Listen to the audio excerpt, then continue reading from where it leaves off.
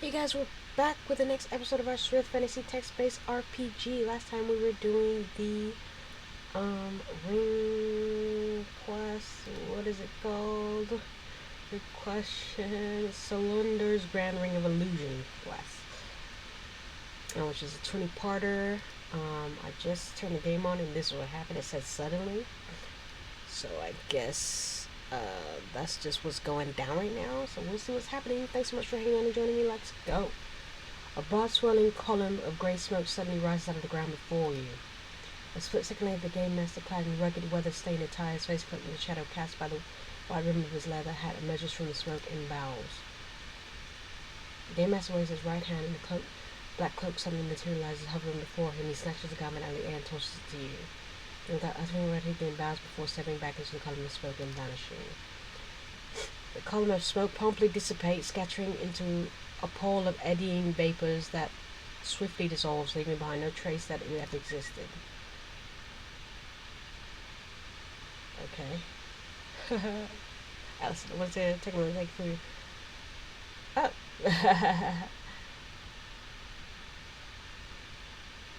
Oh, that's so nice. Thanks, friends. Thanks, Matt, Ed Gamemaster at Sryth.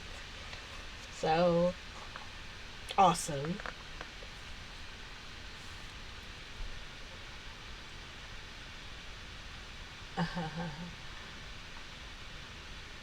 I saw an email about Sryth coins, and I was like, where did I get these coins? I don't remember getting coins.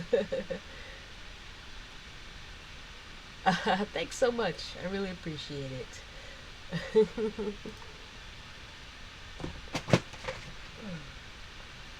It's cool the amount of control we have over this game. That's awesome. But yeah, let's check out my cloak.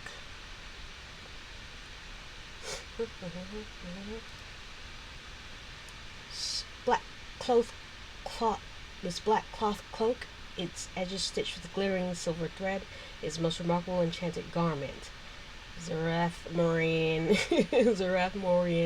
in origin, the cloak was, when equipped, has the ability to briefly phase its wearer out of existence, disavoiding all damage from an enemy attack. There's a 5% chance during combat round in which you sustain damage that the cloak's phase ability will activate. The phase ability can activate a maximum of 5 times per combat.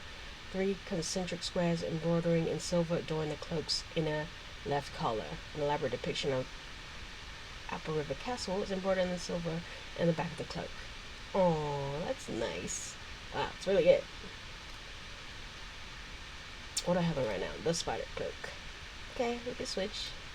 Switch just because, that's awesome.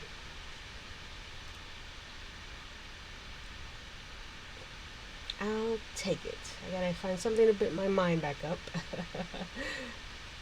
But that's awesome. Thank you so much to the Gamemaster. I really appreciate it.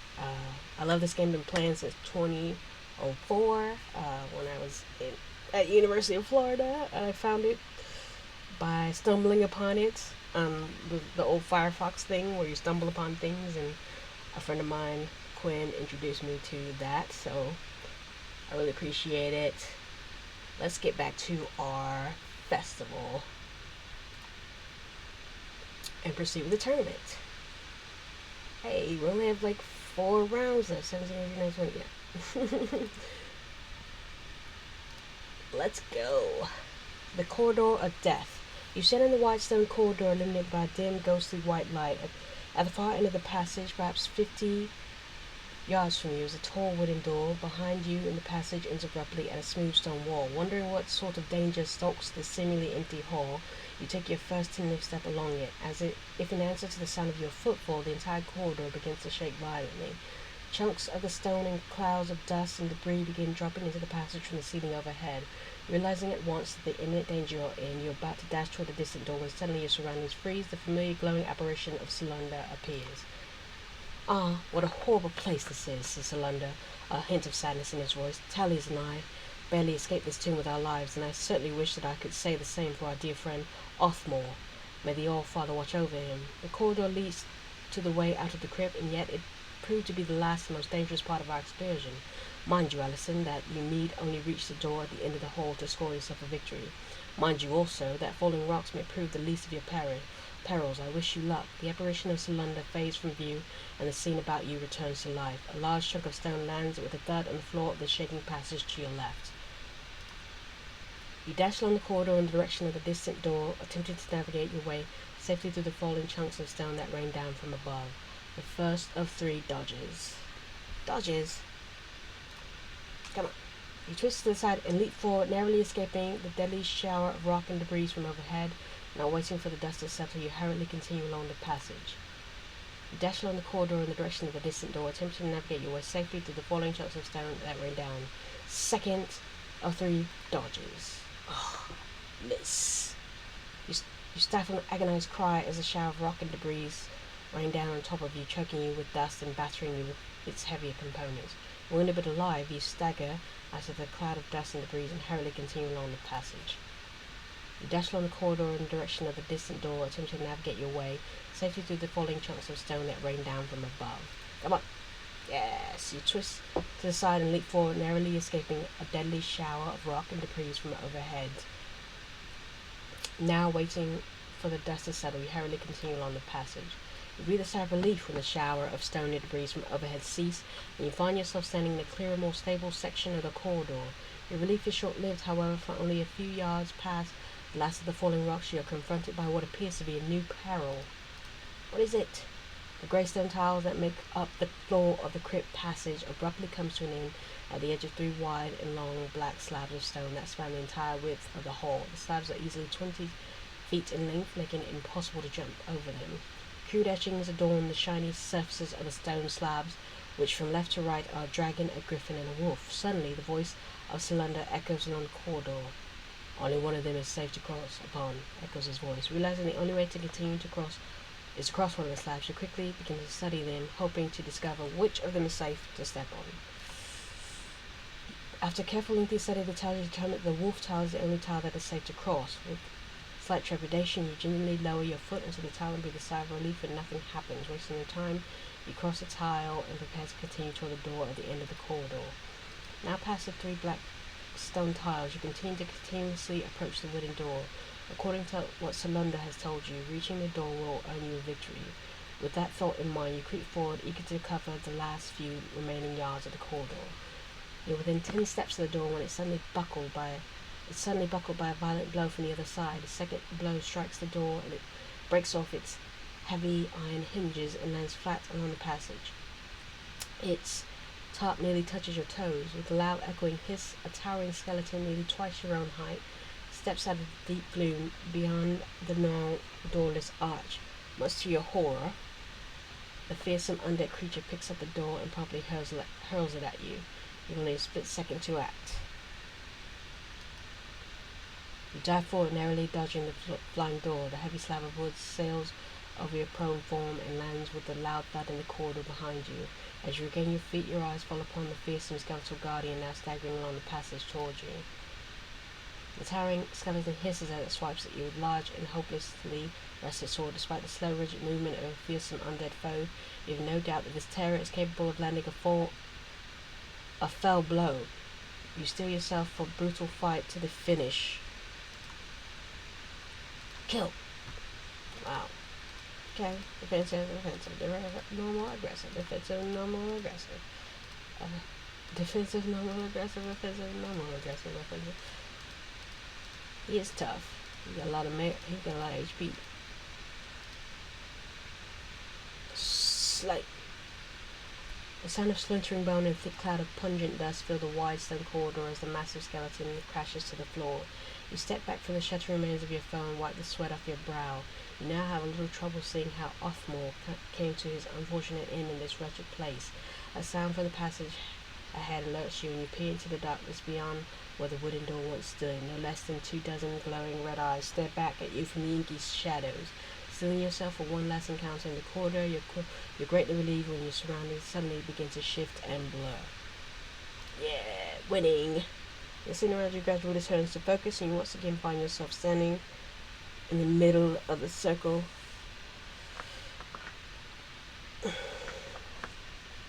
of stones in the Dragon Hill fields. The deafening roar of the crowd signals that your victory in this, the 17th round of Solundor's Ring of Illusion, has been met with feverish approval. Solundor himself strides out onto the field and congratulates you on your victory. The Master Illusionist then courteously escorts you out of the Ring of Stones. Woot woot.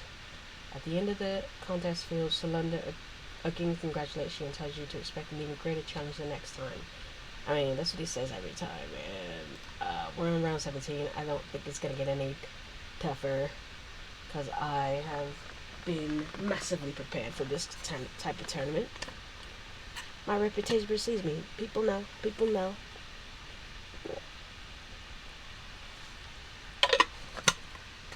Let's hit the next round.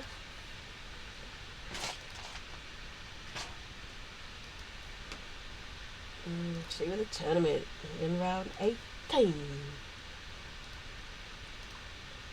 The 3 lives of Rothart.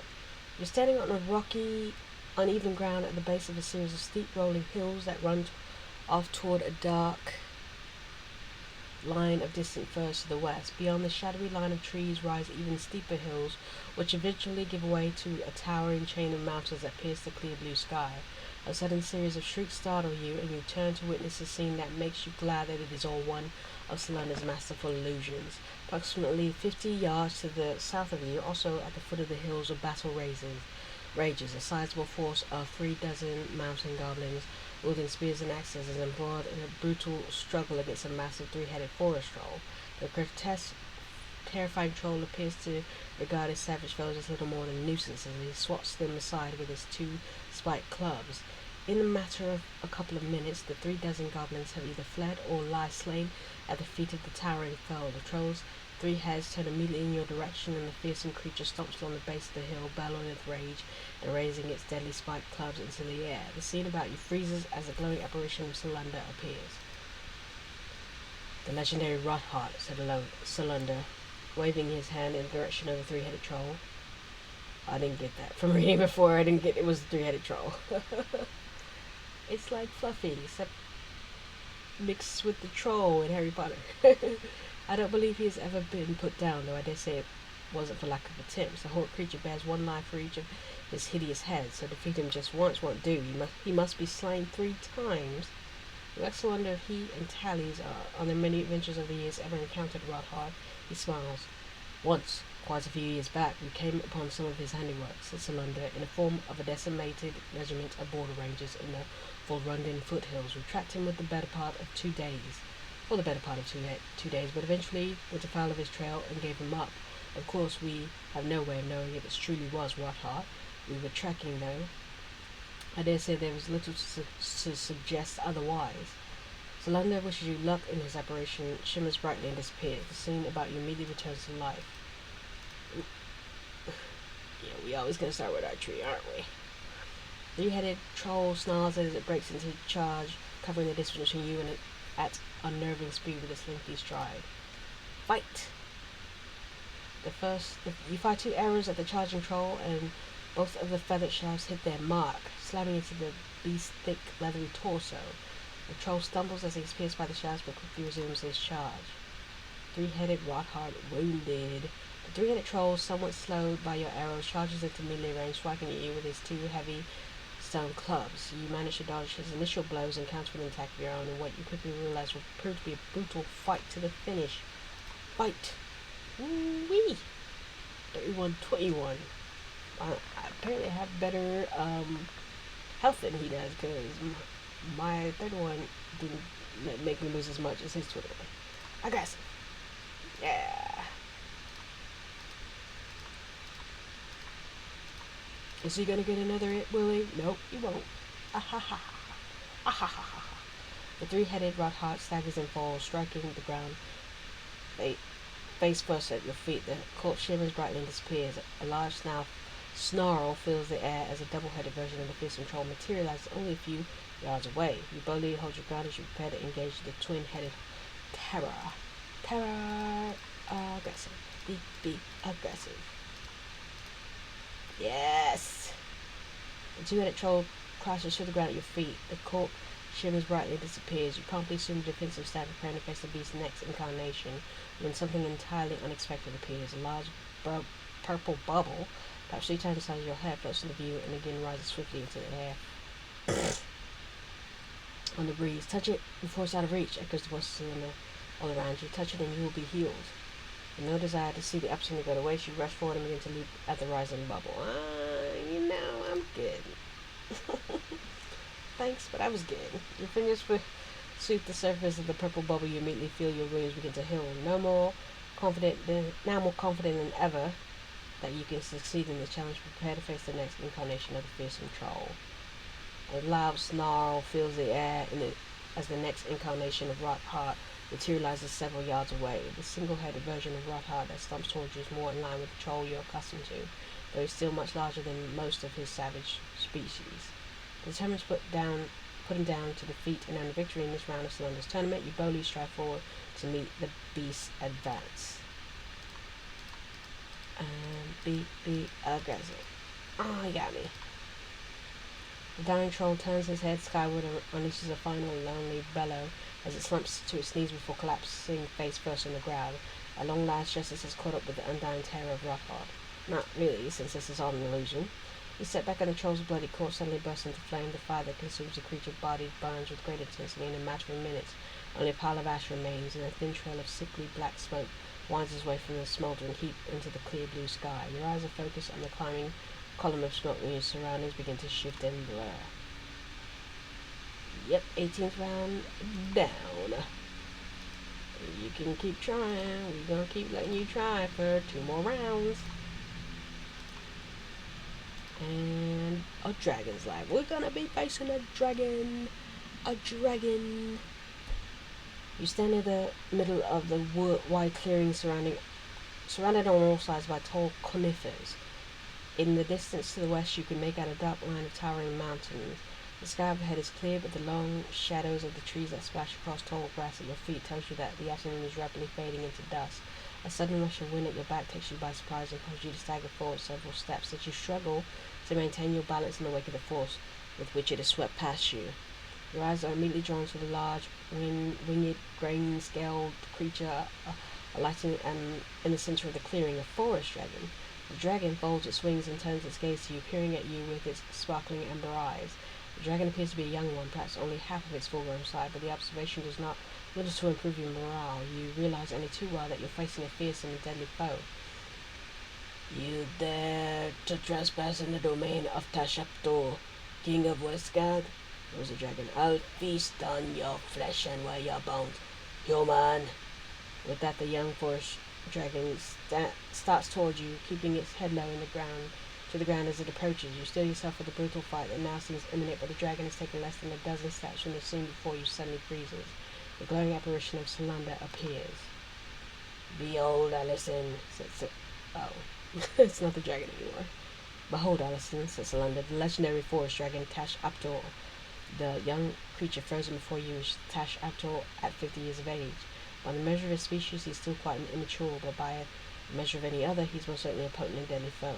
You ask Solundor where you are, and the master illusionist spreads his arm wide as he replies, "This is Westgard Wood in Western Tisa," he said several centuries ago. How old is this guy? Can we talk about that? Because he's always bringing up stuff that's real old. This is a place that Tash Aptor claimed as his domain, even at such tender age. Long did he reign over this forest. There's no creature that set foot beneath these trees without his permission, and such he did not give freely. Solundor levels a finger at the young forest dragon before continuing. You will face the dragon in 3 distinct phases of his life, he said, his tone honest grin. The young dragon you see here is followed by the adult and the ancient form of Tash Aptor. Good luck to you, Allison, and beware his breath. Solundor's apparition fades, and at once the scene about you returns to life. The pulse quickens as the young forest dragon's head rears back and his jaws open wide. A thin stream of thick green gas seeps from his gaping, fang-filled maw as his eyes roll back into his head. Tash Aptor is about to unleash his deadly breath upon you. Is it fire breath, or is it just poisonous breath? Using a nearby stump in the trunk of a fallen tree as cover, you miraculously manage to avoid the dense green cloud of poisonous gas that erupts from Tash Aptor's open jaws. The young forest dragon roars his disapproval as you bravely turn to face him. Tash Aptor leaps at you, his talons poised to tear the flesh from your bones. You manage to dodge his initial assault and mount a counterattack. Illusion or not, you realize that this will be a brutal fight to the finish. Kill. 4 and 4. I like to see that. Wow. The Forest Dragon unleashes breath weapon, enveloping a green cloud. It is poison breath. It is poison breath and not fire breath. That's interesting. The young forest dragon slumps to the ground at your feet and gasps 3 ragged breaths before expiring. You step back, admiring your grim handiwork as you wait for Solundor to present you with the next challenge. I'm just saying, if I killed him when he was 50, how is he going to come back later? That was Tash Uptor just after he declared the forest you're standing in to be his domain. Echoes the voice of Solundor from seemingly every direction. He's a cruel member of his species, indeed, knew few allies throughout his long life. Here now is a more grown-up version of the dragon who ruled Westgard Wood. As Solundor's voice fades, a lengthy shadow falls across the clearing. You turn to gaze skyward where you behold a large forest dragon, the adult Tash Uptor circling above the clearing. The dragon unleashes a terrifying bellow and plunges into a dive. The fearsome beast, with its jaws gaping and its deadly talons outstretched, is rapidly descending upon you. Bow! Rope! Hit him! Noose! Your arrow glances off at Tash Uptor's thick sails, but becomes perilously close to graze the ancient forest's dragon left eye. Startled by your unexpected attack, the dragon changes course and comes to land in the middle of the clearing, less than 20 yards from where you stand. You invade my domain, snarls the mighty dragon derisively. I have thwarted armies of goblins 500 years strong, cleared half a legion of horsemen from the battlefield with a sweep of my tail, and devoured 6 of this age's most feared ogre lords. Can you possibly think I'm intimidated by the likes of you, human? With no desire to delay the inevitable and every intention of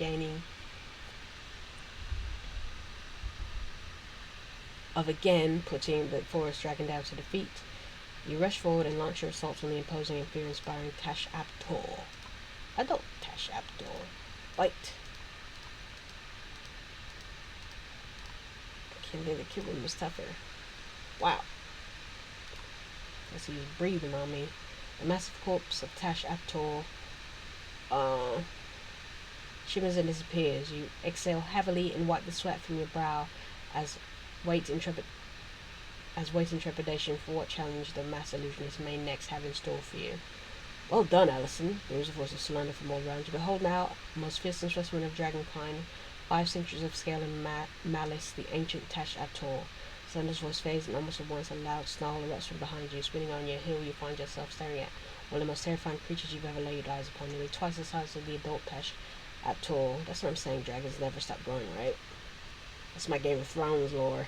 The ancient forest dragon stands only 30 yards from you in a dreadful spectacle. Each of the thick, gnarled horns protruding from the side of its massive head is longer than your body, and the talons extending from the tips of its scaled fingers are almost the length of your forearm. Suddenly, Tash Uptor reaches out and takes hold of a large rock. He draws back his arm and hurls the head-sized stone directly at you. The rock hurtles through the air with an unknowable velocity and accuracy. You twist nimbly to the side, narrowly dodging the hurtling rock.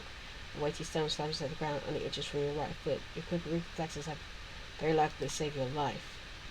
Tash Uptor raises his head to the sky and unleashes a deafening roar that shakes the ground. The ancient forest dragon that lowers his head and fixes his cruel amber eyes on you as he stomps forwards, his nostrils flaring. This time Tash Uptor says nothing. The ancient creature considers to be little more than a bodice of insects, and highly acknowledge you to be a thinking being. You bravely hold your ground, prepared to do battle against Solundor's terrifying illusion. Yes, remind yourself. 1 hit, 46. Wow. Come on, finish him. Yeah.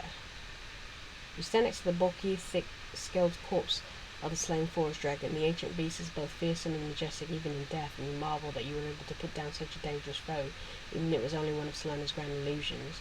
The dragon's body twitches and your heart leaps into your throat as the gigantic creature slowly returns to its feet.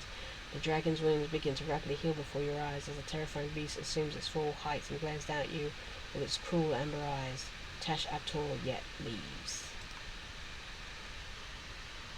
The reborn Tash Uptor rears back in his horned head and unhinges his cavernous jaws and prepares to unleash a devastating breath attack on you a second before you're about to curse Solundor aloud. Your surroundings suddenly begin to... What? He's been reborn? Wow. Yes, congratulations. Well, you got one more chance. What I'm going to do is save in case I die, because I almost died in that one, I guess.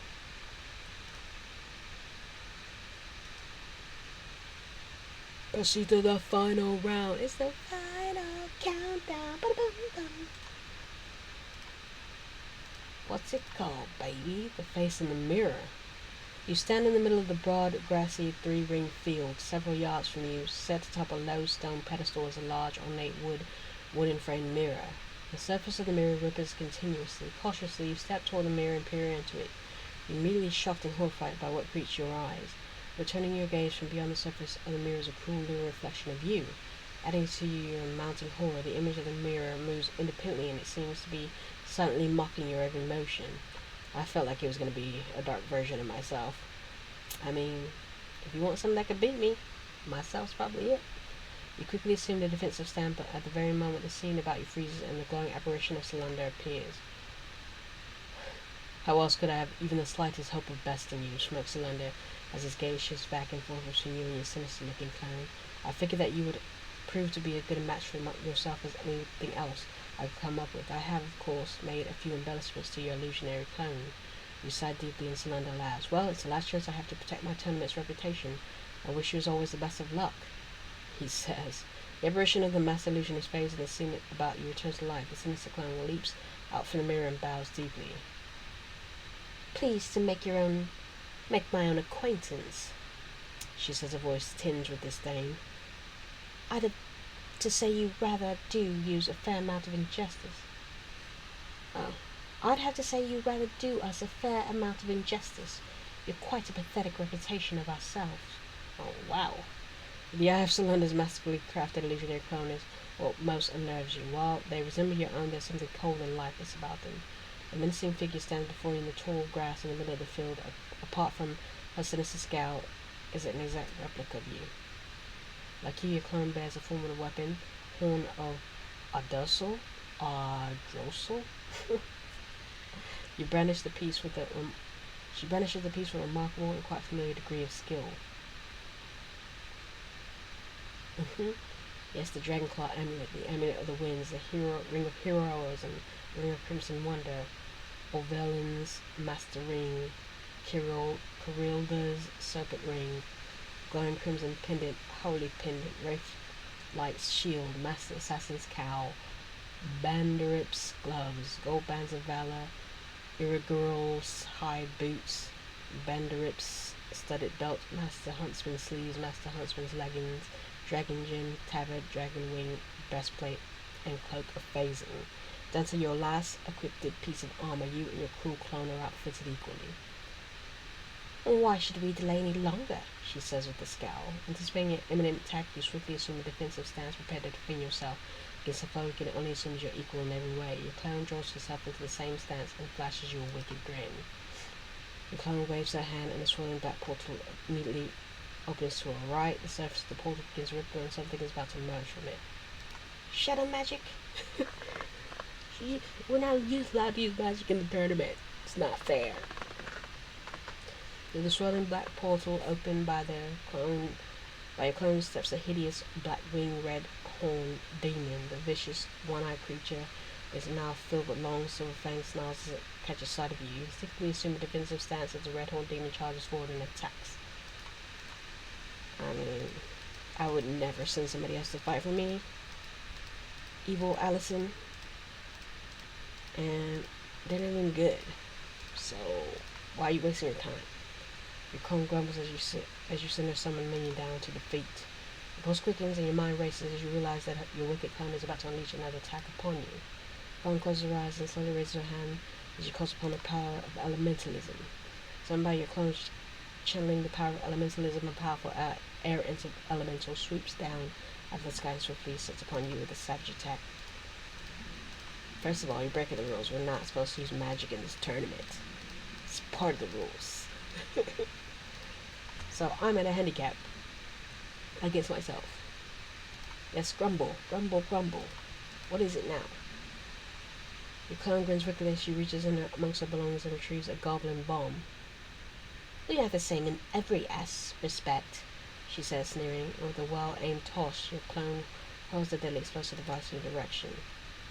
Despite your attempt to dodge the goblin bomb, the deadly device lands within a few feet of you and detonates upon impact, knocking you off your feet and the concussive force of the explosion. with the concussive force. The jagged shards of the earth-worn container that housed the group bomb tear mercilessly into your flesh. You suffered moderate damage in the attack. Despite having moderately wounded, you're thankful to have survived the vicious attack. The pulse quickens and your mind races.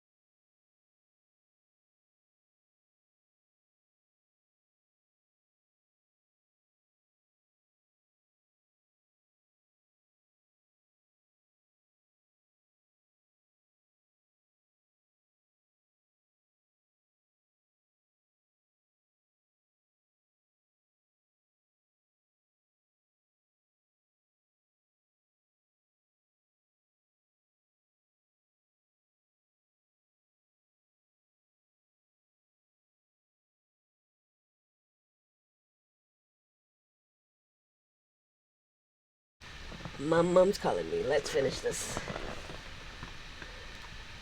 Your clone closes her eyes tightly and mutters something to herself as her shadow begins to lengthen and change shape. You realize that she's called upon her formidable power of shadow magic. Your clone's shadow continues to scratch and broaden until it has transformed into a dark silhouette of a massive, hideous beast. Your heart races as you step forward to boldly engage the powerful shadow beast. Kill. A hiss on the outside as well. How about you fight me yourself, girl? The clone grumbles as you send her summoned minion down to defeat. Yeah? What else? The clone draws her bow and notches an arrow. Ooh. That's dangerous. Taking aim at your chest as the twang of the released bowstring fills the air, you instinctively dodge to the ground, praying that you have acted in time to dodge the deadly speeding missile. You dive forward and roll as the speeding arrow hurtles past within an inch of your hand. Your quick reflexes will very likely just save your life. What now? More shadow magic. Didn't we try this already? We should try something else. If this one didn't work last time. Obviously it doesn't have my brains. We're fighting ourselves. The clone laughs and bows deeply, though the gestures certainly performed in a mocking fashion. I commend you for surviving my little tantrum, she says, grinning wickedly as her eyes narrow. No more play. Time has come for you to learn a valuable, much-needed lesson in armed combat. Without another word, your clone draws her weapon, and you prepare for what is the makings of a brutal fight to finish against a foe that is every bit your equal. Except I'm hurt, and she ain't. What?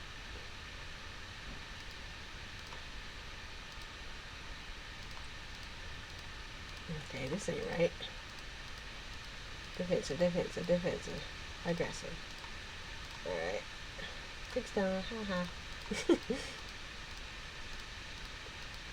Got quick stones like I got quick stones? I think not. I think you don't.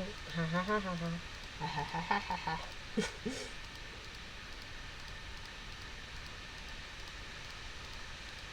It's coming. It's happening. It's coming. It's happening. It's so good I can even beat myself. He don't know me like that. He don't know my mind. The moment you land the killing blow, your clone's body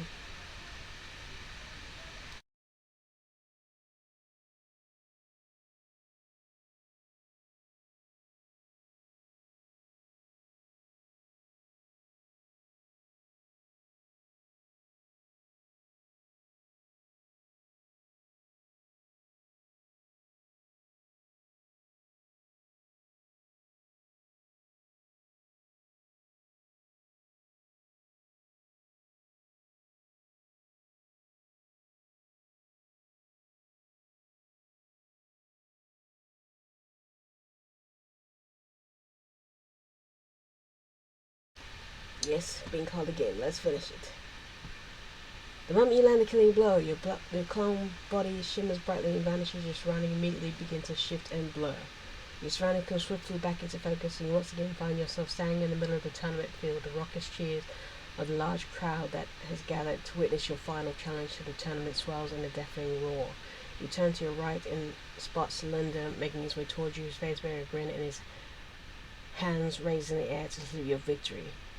"It is beyond all my expectations," he cries joyously, wringing his hands as he meets you in the middle of the field and begins to escort you to the eastern edge where the gathering crowd is eager to steal a closer view of the tournament champion. "You are indeed worthy of the tales of valor that precede you. Come, let us move over this way. There is someone of no small import that wishes to congratulate you." As you reach the eastern side of the tournament field, you become aware of a large procession of armored guards clearing the path toward the teeming crowd. The broad column of men strides up to you and quickly parts. From the midst of their ranks steps a broad-shouldered, grey-bearded man, around whose head is fitted a circlet of gold and platinum. Instinctively, you bend on one knee before the man, whose deep-set, kindly eyes peer out at you from beneath his bushy, grey eyebrows. It is King Rinwald, the beloved monarch who has long occupied the throne of Tisa. King motions for you to rise, and when you do, he steps forward and initiates a shoulder cross.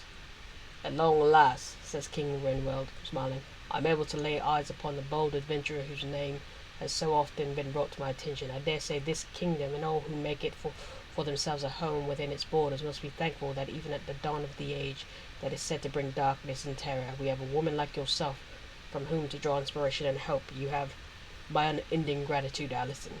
You politely thank the king for his kind words, and he proceeds to congratulate you on your victory in Solundor's tournament. "I've known this trickster for quite a few years," laughs King Rinwald, placing his hand on Solundor's shoulder, "but I confess that I've never seen someone take his masterful illusions to task as you have. Yours is a remarkable achievement, Alison."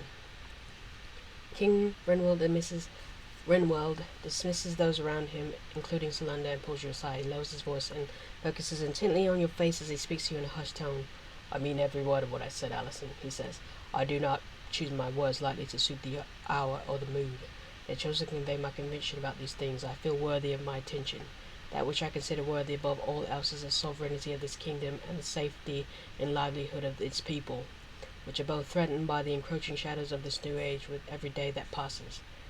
You probably offer the king your services as an adventurer, and he smiles. "You are as diplomatic and tactful as you are brave and dangerous. I shall ask your leave to dispatch to you a summons to my court in the near future. I feel you are a good many things we may accomplish together, Alison, for the betterment of all who we hold dear." You politely tell the king that he may summon you without reservation, and he nods. Unexpectedly, King Rinwald takes your hand, leans forward, and lightly kisses it. Oh, blush. He gently lowers it and bows. He congratulates you once again before turning and moving away from the crowd surrounded by his personal guard. The festivities at Dragon Hill Fields in the wake of your victory in the tournament last long into the night. As the crowd begins to dwindle and your shoulder is beginning to feel the effects of having been crossed more times than you can count, Solundor comes up to you and tells you that in a few days you are to meet him back at the tournament grounds, at which time he will prepare a selection of his legendary, almost mythical phantom pieces for which you may choose a weapon and piece of armor. Solundor then gives you the gold portion of your reward for having completed his tournament. If you ever happen to cross another of my tournaments in your travels, don't even entertain the thought of entering it. I have my reputation to hold after all. You bid Solundor farewell and prepare to set off on your way. Sorry.